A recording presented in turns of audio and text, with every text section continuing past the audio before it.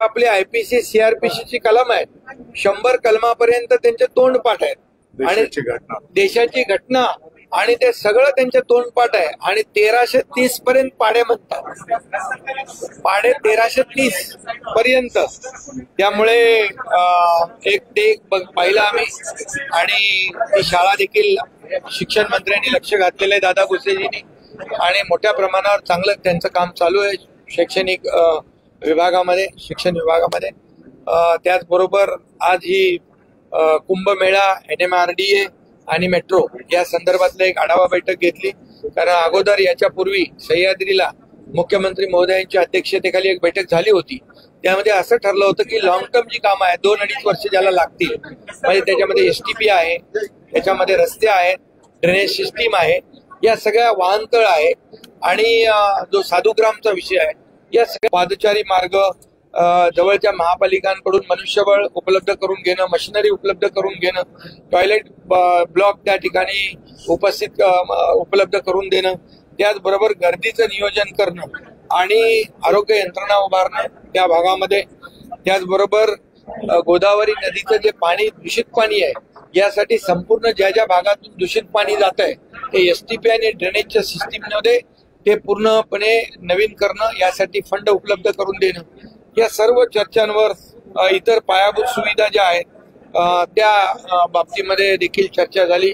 काही त्यांच्याकडे पद रिक्त आहेत, बिंदू नामावलीचा विषय आहे, त्यावर देखील आपली चर्चा झालेली आहे. आणि एकंदरीत जी आता गर्दी गेल्या कुंभमेळ्यात होती त्याच्यापेक्षा दुप्पट गर्दी होईल असं अपेक्षित आपण धरलं तर त्र्यंबक आणि इथं नाशिकमध्ये 2 ठिकाणी, त्र्यंबकमध्ये जरा थोडं चॅलेंजिंग जास्ती आहे, जागा कमी आहे, त्यामुळे या नाशिक आणि त्र्यंबक मध्ये जे कुंभमेळ्याला लोक येतील त्यांची गैरसोय होता कामा नये, त्यांना कुठली अडचण येता कामा नये, कुठे गर्दी होता कामा नये, अशा प्रकारचं नियोजन आणि अनाउन्स सिस्टीम असेल, इतर जी काही सिस्टीम असेल, कंट्रोल सिस्टीम असेल, म्हणजे ग्रामीणचे अधीक्षक आणि नाशिकचे आयुक्त यांचं एक कोऑर्डिनेशन टीम या ठिकाणी त्यांनी देखील केली आहे.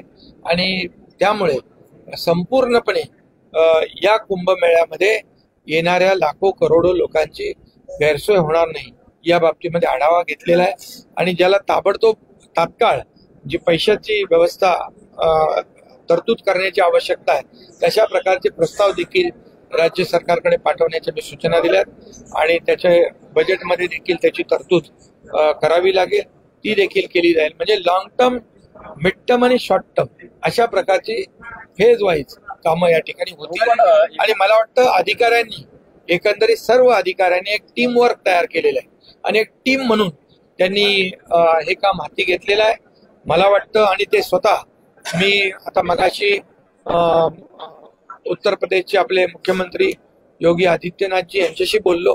ही टीम देखील 18-19 तारखेला प्रयागराजला जाईल, तिथली सगळी सिस्टीम बघेल, प्रत्यक्ष डोळ्यांनी त्या ठिकाणी जशी सिस्टीम लावलंय, नियोजन लावलेलं आहे ते देखील पाहिल, त्याचा देखील फायदा इकडे होईल आणि तशा प्रकारची देखील व्यवस्था केलेली आहे. पण आपल्याकडे एवढा सिंहस्थाचा मोठा कार्यक्रम असताना पालकमंत्री अद्यापही आलेले नाहीये, त्याच्यामुळे अडचणी येत आहेत.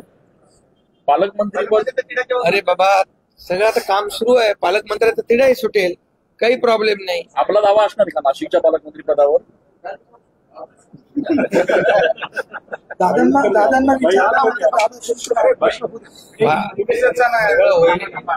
मुख्यमंत्री आणि आम्ही दोन्ही उपमुख्यमंत्री या ठिकाणी तो निर्णय घेऊ. आणि दादा भुसे पालकमंत्री होतेच ना, तर ते आज बैठकीलाही आहेत. गिरीश महाजन कुंभाचे, त्यांना त्या कार्यकारी समितीचे कुंभचे अध्यक्ष केलेले आहे, त्यांनाही आज बैठकीला बोलवलं. पण त्यांचा तो संघटनात्मक, पूर्वनियोजित कार्यक्रम होता. माझा हे नाशिकचा दौरा होता म्हणून आपण आढावा बैठक घेतली. परंतु या आढावा बैठकीमध्ये आभार दौरा आहे, त्यासाठी आढावा बैठकीमधून बरंचसं काही आपल्याला काही निर्णय जे आहेत हे फटाफट घेता येतील. त्यामुळे ही आजची बैठक देखील फ्रुटफुल झाले. मुख्यमंत्री महोदय आणि आपले अर्थमंत्री, उपमुख्यमंत्री अजितदादा यांच्याशी बोलून यामध्ये जेवढं आपल्याला युद्ध पातळीवर पुढे जाता येईल तेवढं आम्ही जाऊ.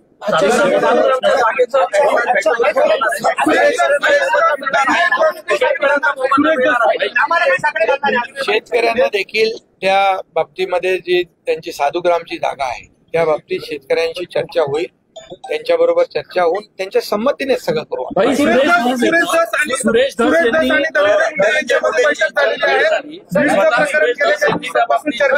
स्पष्टोक्ती दिलेली की आम्ही धनंजय मुंडे यांना भेटलो आहे. तर एकूणच एकीकडे आरोप होत आहेत धनंजय मुंडेवर, सुरेश धस. आता पहिला कुंभवर बोललो, नंतर आभार रामाच्या दर्शनाला आज नाशिकमध्ये हा सभा होती आणि या सगळ्याच्या निमित्तानं ऑपरेशन टायगरची सुरुवात नाशिकमध्ये होती असं समजायचं का? अरे बाबा, ऑपरेशन 2-2.5 वर्षापूर्वी झालंय ना. अरे छोटी होता.